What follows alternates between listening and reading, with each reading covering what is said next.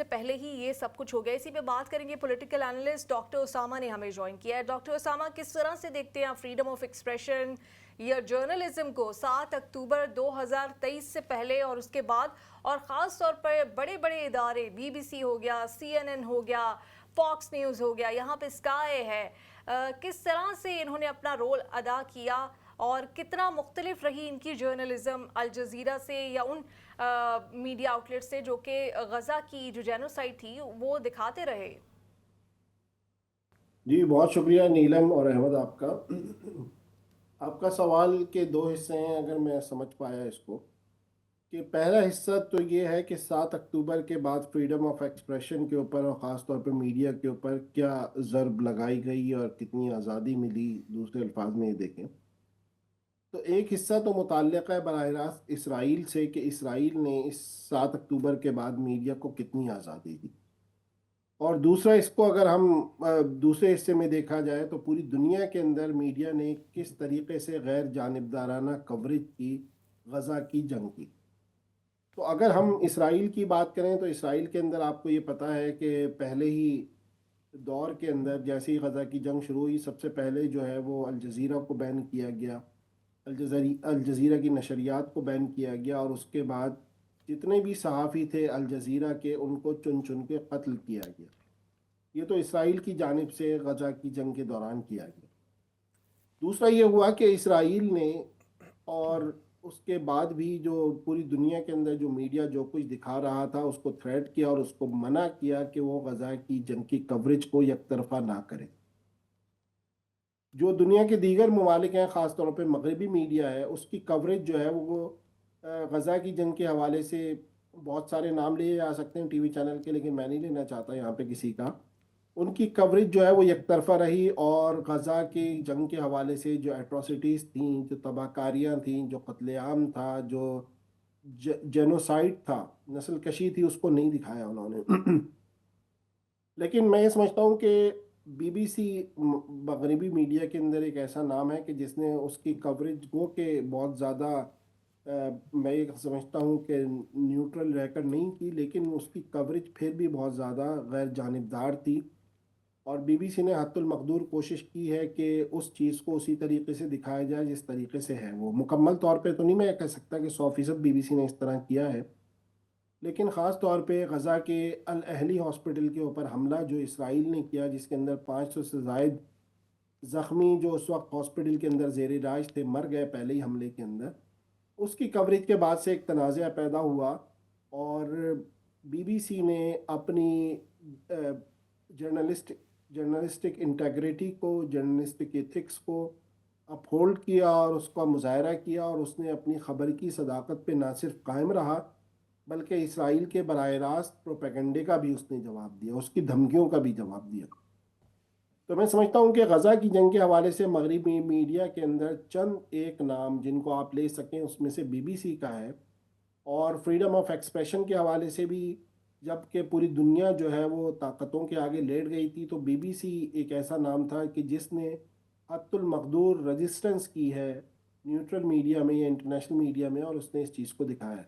تو حالت تو بہت خراب 7 اکتوبر کے بعد فریڈم آف ایکسپریشن کی پوری دنیا کے اندر, اور اس کو میں اور آپ سب دیکھ رہے ہیں, اور جس طریقے کا تھریٹ میڈیا کو ہے وہ بھی مجھے اور آپ کو سب کو پتہ ہے. جی اچھا ڈاکٹر صاحب, جو حالیہ دنوں میں ڈسکس ہو رہا ہے معاملہ وہ 2 استعفے جو ہیں جو بی بی سی کی جانب سے آئے ان کے جو ٹاپ کی مینجمنٹ ہے وہاں سے, اور وہ اس کا پھر غزہ جنگ سے ہم کیسے کنیکشن بنا سکتے ہیں. وہ تو صدر ٹرمپ کی ایک جو تقریر ہے اس کی غلط ایڈیٹنگ کی وجہ سے, اور وہ 2 مختلف جگہوں کی جو ان کے تقریر تھی اس کو لایا گیا. وہ کسی بھی صحافتی اصول کے اوپر پورا نہیں اترتا کہ اگر آپ 2 مختلف جگہوں کی تقریر کو اور آپ پورٹرے یہ کر رہے ہیں کہ وہ ایک ہی جگہ کی ہے اور آپ وضاحت کیے بغیر جو ہے وہ ناظرین تک یہ منتقل کر رہے ہیں. تو استعفے تو اس کے بعد آئے, اسرائیل کی جانب سے جو پریشر آیا جس طرح سے غزہ جنگ کے بعد اگرچہ بعض مواقع پہ بی بی سی کو معافیا بھی مانگنی پڑی, ایک ڈاکومنٹری جو ہے بڑی فیمس رہی اس حوالے سے, اس کو نشر کرنے کے حوالے سے, لیکن جو حالیہ معاملہ ہے یہ تو اس میں تو پروف ہوا کہ وہ صحافتی جو اخلاقیات ہیں اقدار ہیں اس کا خیال نہیں رکھا گیا تھا. देखिए अहमद, पहली बात तो ये है कि जो हम पढ़ते हैं जर्नलिज्म में हम पढ़ाते हैं, उसके अंदर पहली बात जो होती है वो बर वक्त चीज़ की होती है। और दूसरी बात जो होती है वो जोग्राफिकल प्रॉक्सिमिटी की होती है, यानी कि कितनी दूर और कितनी करीब कोई वाक़या रिपोर्ट हो रहा है। तो सबसे पहले कि टाइम बाउंड होता है, उसके बाद जोग्राफिकल प्रॉक्सिमिटी या स्पेस बाउंड होता है। तो जिस वाक़े की जानिब आपने इशारा किया है, जिस डॉक्यूमेंट्री की जानिब इशारा किया है, जो कि बीबीसी के सरबरा टिम डेवी को और उनकी बीबीसी न्यूज़ की सरबरा की इस्तीफ़े का बाइस बनी, ये डॉक्यूमेंट्री आज की नहीं है। ये डॉक्यूमेंट्री 1 साल पुरानी है। 1 साल पहले रिलीज़ की गई, 1 साल पहले चली। उसके ऊपर जो उनका इंटरनल रिव्यू था उसने रिपोर्ट दी। और मज़े की बात यह है कि ठीक है, डॉक्यूमेंट्री के जो अल्फाज थे, जिस तरीके से उनका एडिट किया गया, वो दुरुस्त नहीं थे, लेकिन दिलचस्प बात यह है कि उसके बावजूद भी डोनाल्ड ट्रंप अमेरिका का सदारती इंतखाब जीत गए। डोनाल्ड ट्रंप के वहमो गुमान में भी नहीं था कि ये डॉक्यूमेंट्री चल गई और इस तरीके से इसको गलत तरीके से एडिट किया गया। डोनाल्ड ट्रंप के इंतखाब जीतने के 1 साल के बाद उनको पता चला कि कोई ऐसी डॉक्यूमेंट्री चलाई गई है कि जिसमें उनके अल्फाज को तोड़ मड़ोड़ के पेश किया गया है, और उसके ऊपर फिर उन्होंने $1 अरब हर जाने का दावा दायर किया। अगर ऐसी डॉक्यूमेंट्री चलती, डोनाल्ड ट्रंप की शख्सियत मुतासिर होती, उनकी इलेक्शन कैंपेन मुतासिर होती, वो इंतखाब हार जाते, तो ये समझ में आती है बात कि ज़रूर इन लोगों से इस्तीफ़ा लिया जाना चाहिए था या बीबीसी के ऊपर जो है एक्शन होना चाहिए था। लेकिन वो डॉक्यूमेंट्री चल गई, उसका कोई असर नहीं हुआ और डोनाल्ड ट्रंप भी इंतखाब जीत गए। तो उसके बाद इस चीज़ की कोई लॉजिक नज़र नहीं आती कि 1 साल के बाद इस मामले को उठाया जाए। तो इस खबर की जो हलाकत खेजी थी, वो हलाकत खेजी कहीं से साबित नहीं हो सकी इसके अंदर। गो कि खबर गलत थी, एडिटिंग गलत थी, मैं इस बात को बार बार कह रहा हूँ। इस मामले को किसने उठाया? अब आप ये देखिए, इस मामले को उन्हीं लोगों ने उठाया है जो गजा जंग के अंदर बीबीसी की कवरेज को क्रिटिसाइज करते रहे।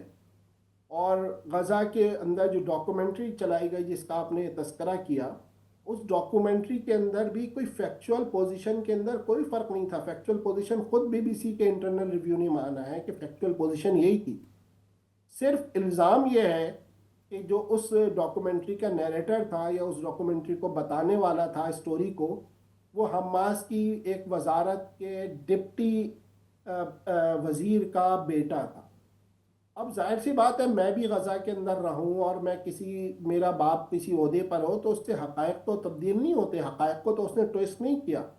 सिर्फ उनका ये कहना है कि इसके डिस्क्लेमर चलाना चाहिए था कि ये बच्चा फलाना फलाना है और उसके बाप ये हैं। डिस्क्लेमर चलाने से भी उसकी फैक्चुअल पोजीशन पे कोई फ़र्क नहीं पड़ता। फैक्ट वही थे जो उन्होंने बयान किए। तो ये एक ऐसी बात है कि ये एक ऐसा दिलचस्प केस है दुनिया के अंदर कि जिस मुद्दई ने दायर किया है उसको खुद नहीं पता था उसके खिलाफ ये हो गया, और उसकी इलेक्शन कैंपेन के हवाले से भी कोई फ़र्क नहीं पड़ा। लेकिन ये डॉक्टर बाकायदा उसामा, सवाल ये है कि यहाँ पे बरतानिया में और मगरबी ममालिक में बच्चों के हवाले से काफ़ी सख्त कवानीन है उनकी प्रोटेक्शन के हवाले से। क्या एक 14 साल का बच्चा या ग़ालिबन इससे छोटा होगा, वो अपने बाप का, चचा का या बाप दादा क्या काम करते थे, नहीं करते, उसके लिए क्या वो रिस्पॉन्सिबल हो सकता है? जी बिल्कुल, बहुत अहम बात की आपने कि अव्वल बात यह कि उसके बाद उसकी शनाख्त ज़ाहिर हो गई कि वो बच्चा कौन है। ना सिर्फ उसकी शनाख्त ज़ाहिर हो गई बल्कि वो एक वर्नरेबल हो गया कि उसको टारगेट किया जा सकता है।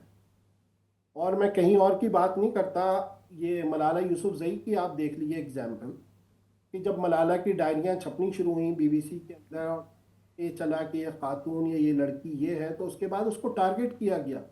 और मलाला यूसुफजई उसके बाद कहीं और नहीं, खुद बरतानिया में मौजूद है। तो ये जर्नलिस्टिक एथिक्स के भी ख़िलाफ़ है और प्रोटेक्शन के मैकेनिज़्म के भी ख़िलाफ़ है। दूसरी एक बात जो आपको मैं बताना चाहता हूँ वो ये है कि फैक्चुअल पोजीशन के अंदर उस डॉक्यूमेंट्री के अंदर कोई फ़र्क मौजूद नहीं था कि फ़ैक्ट के ऊपर कोई बात की गई हो या डिबेट की गई हो कि फ़ैक्ट गलत थे। तो बालन ये एक ऐसा मसला है कि जिसके ऊपर मगरिब के अंदर डिबेट है, और मैं ये मगरिब के मीडिया से भी ये सवाल करना चाहता हूँ कि जो इराक़ जंग में वेपन्स ऑफ मास डिस्ट्रक्शन के ऊपर लंबी लंबी चौड़ी चौड़ी कवरेज की गई, उसके ऊपर आज तक मगरिब के मीडिया ने क्या माफ़ी मांगी? क्या मगरिब के मीडिया ने बताया कि हमें गुमराह किया गया था? आपने टोनी ब्लेयर का जो वज़ीर आज़म थे बरतानिया के, उनका तो ट्रायल कर लिया और उसको मीडिया के ऊपर दिखा दिया, लेकिन क्या मीडिया से ये सवाल किया गया कि उसने इंडिपेंडेंट सोर्सेज से, उसने किसी और अल्टरनेट सोर्सेज से गवर्नमेंट के क्लेम को किसी तरीके से वेरीफाई करने की कोशिश की और नहीं की, और वो उस प्रोपेगेंडा वॉरफेयर का हिस्सा बना? तो क्या आज तक उस मीडिया ने उस तरह माफ़ी मांगी है जिस तरह यहाँ पे माफिया मंगवाने की बात की जा रही है? बिल्कुल। अच्छा डॉक्टर साहब, हमने देखा कुछ एमपीज़ जो हैं वो भी हुकूमती शख्सियात भी बिल्कुल आपने जैसे कहा कि 1 साल पहले का ये वाक़या है, उस दौरान ये जो डॉक्यूमेंट्री है वो चली भी, उसके बाद भी यकीनी तौर पे वो ऑनलाइन प्लेटफॉर्म्स के ऊपर दस्तयाब थी, लेकिन सदर ट्रंप ने जब इस मामले को उन्होंने इसको हाईलाइट किया तो उसके बाद से हम देखते हैं कि बरतानवी सियासतदान भी कुछ इसके ऊपर बहुत ज़्यादा बात कर रहे हैं। तो आपको उनका मकसद क्या लगता है? चूँकि बीबीसी तो ज़रूरी नहीं कि हमेशा आपके ख़िलाफ़ ही खबर दे रहा हो, अब बहुत सारे मामलात में वो उन्हीं शख्सियात के मौक़िफ़ की भी हिमायत करता है। देखिए अहमद, सबसे पहली बात ये कि इस इंटरनल रिव्यू के लेटर को किसने लीक किया, उस अखबार का मुताला कर लीजिए कि वो अखबार किसका हामी है।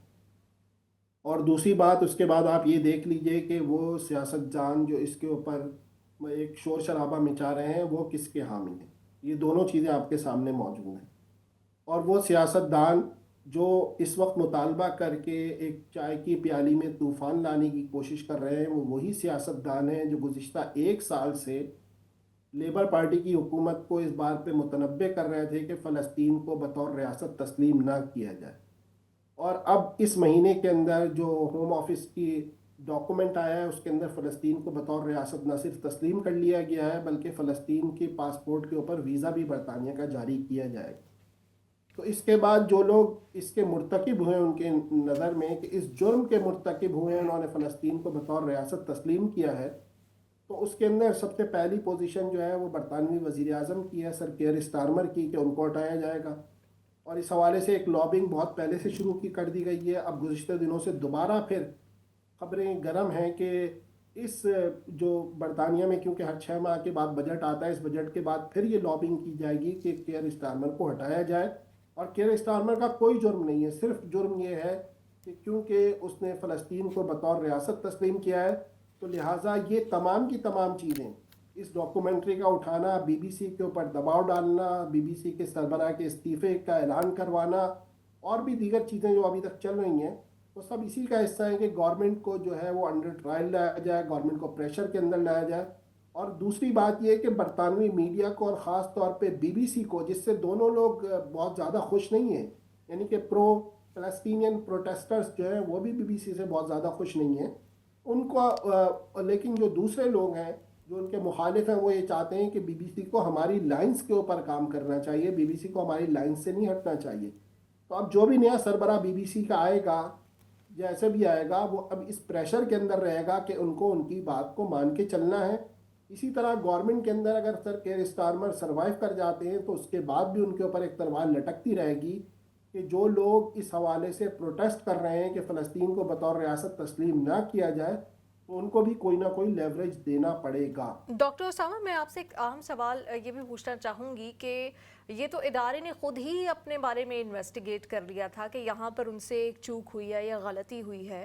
उनका जो अपना एक स्टैंडर्ड है, जो बोर्ड है अपना, वो ख़ुद ही अपना एहतसाब कर रहा था। तो इसके ऊपर हट जाना डोनाल्ड ट्रंप किस बात का करते कि अगर कोई पहले से ही गलती मान रहा है कि हमसे यहाँ पर एक गलती हुई है और हमें नहीं करनी चाहिए थी, इदारा ख़ुद अपना एहतसाब कर रहा था इंटरनली, तो आपको लगता है कि इसके बाद किसी हट जाने की गुंजाइश रह जाती है या कोई ऐसा प्रेशर या बीबीसी को डर था कि वो वाकई वो ये जो $1 अरब हैं ये हार जाएंगे? नीलम, बीबीसी की रिपोर्ट के बाद इंटरनल रिव्यू की रिपोर्ट जब लीक हुई, जब भी डोनाल्ड ट्रंप को पता चला कि ऐसी कोई डॉक्यूमेंट्री में ऐसी कोई एडिटिंग की गई है, डोनाल्ड ट्रंप के तो फरिश्तों को भी इस बात का इल्म नहीं था। इस वक्त डोनाल्ड ट्रंप ने जो $1 अरब हट जाने का दावा किया है वो भी इस खबर के बाद किया, इससे पहले नहीं किया, इसके बाद ही किया है उन्होंने।